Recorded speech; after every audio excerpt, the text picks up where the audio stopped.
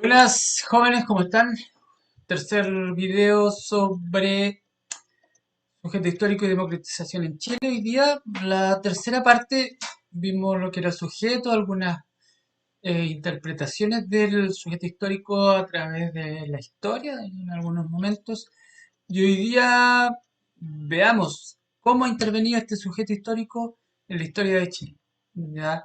Si ha producido los cambios que yo les decía, el sujeto histórico es protagonista de la historia.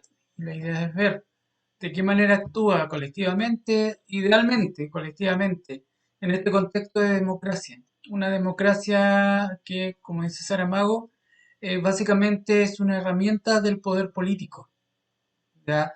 Y no es el espacio de participación, de cambio social, pero en la historia de Chile se ha ido dando un cambio en esa perspectiva, ya desde 1925 en adelante. A nivel macro, ya también hay unos cambios, ya se da en un marco de procesos democratizadores que parten con las democracias liberales y terminan aproximadamente el año 90. Un proceso que vamos a ver. ¿Quiénes son los sujetos históricos en la historia tradicional? Desde una perspectiva positivista, la historiografía positivista. ¿Se acuerdan? ¿Quién eran los sujetos históricos? Grandes personajes, próceres, líderes políticos, eso ya o sea, deben ya haber tenido más que claro. Y la contraparte, dentro del contexto de los cambios sociales que han habido ahora, ¿quiénes son los sujetos en la historia reciente de Chile? Me refiero a la historia reciente de los últimos 30, 40 años. ¿Ya? Por eso le pongo algunas imágenes, adultos, políticos, colectivos. Es un sujeto histórico un poco más colectivo, básicamente desde la versión libertaria, que vimos la interpretación libertaria, que este era el sujeto histórico colectivo que tomaba la visión de una sociedad civil organizada y entraba en un conflicto o en una relación dialéctica con el poder, con el Estado en este caso. ¿Ya? Y los sujetos históricos tienen que ver con este nuevo contexto en la historia reciente, un contexto un poco más de conciencia de clase, ya empiezan a darse cuenta que los problemas son comunes y empiezan a actuar de manera colectiva. ¿Ya? Como estamos hablando del sujeto histórico dentro de un proceso democratizador, la idea es saber son estos procesos democratizadores, ¿ya? Corresponden a periodos históricos que vamos, bueno, en términos de lo que implica esta cápsula, a partir de los años 80, donde a lo largo del mundo y en especial en América Latina se empiezan a producir lo que se llaman transiciones de regímenes autoritarios a regímenes democráticos, ¿ya? Hay un concepto que se llama una ola democrática. Han habido tres en la historia. En el primero habla del paso de los gobiernos monárquicos a los gobiernos liberales, ya, el primer proceso que se da. Después, eso trae una contraola, ya que son las instauraciones nuevamente de estos gobiernos autoritarios. Después viene una aproximadamente entre la Primera y la Segunda Guerra Mundial, ya vienen los autoritarismos, guerra, proceso democrático en América y en Europa.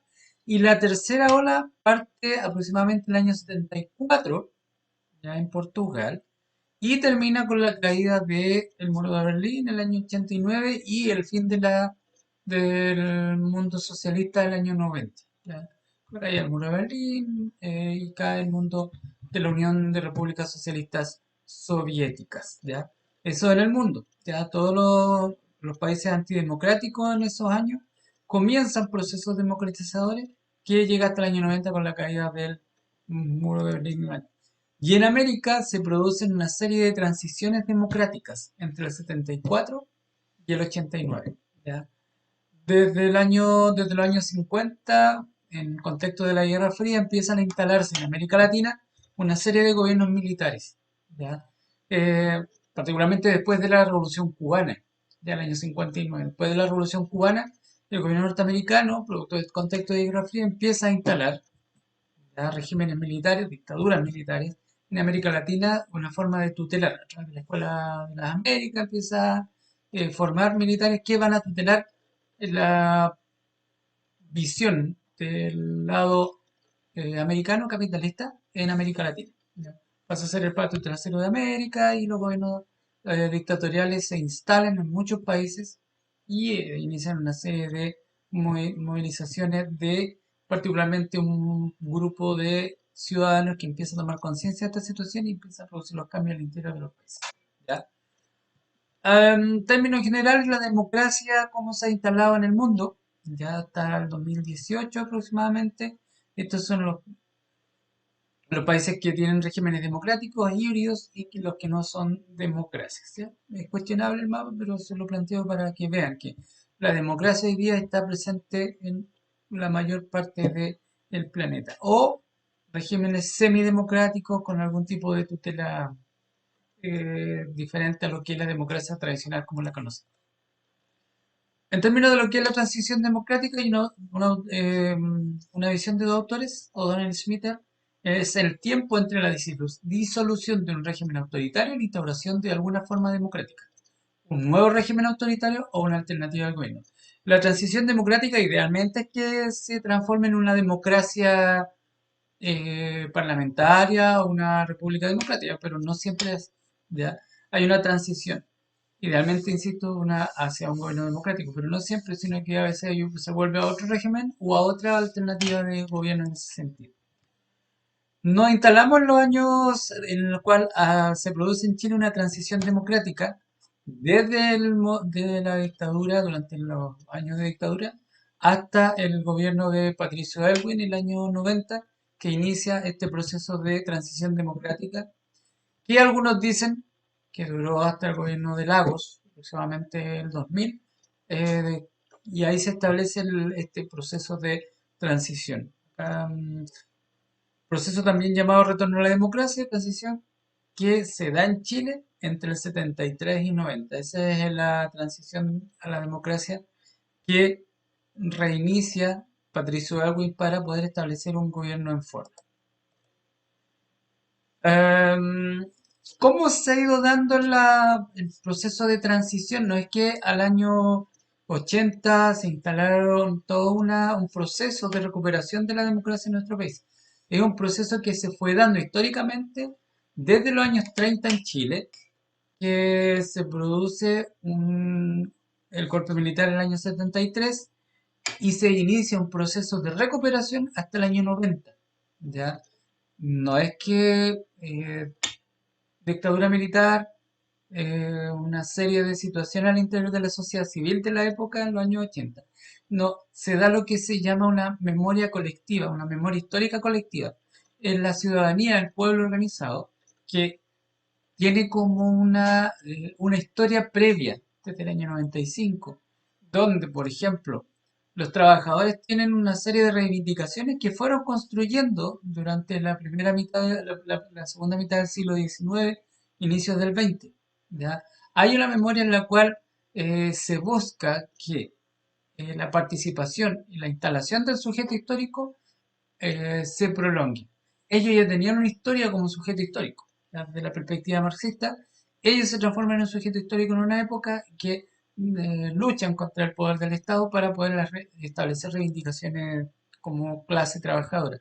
La clase media, que después del año 25 se instala como sujeto histórico después del gobierno de Alessandri, que empieza también a establecer ciertas reivindicaciones que exige para poder transformarse en un sujeto histórico. También empiezan a generar una memoria colectiva, una memoria histórica colectiva. ¿Ya?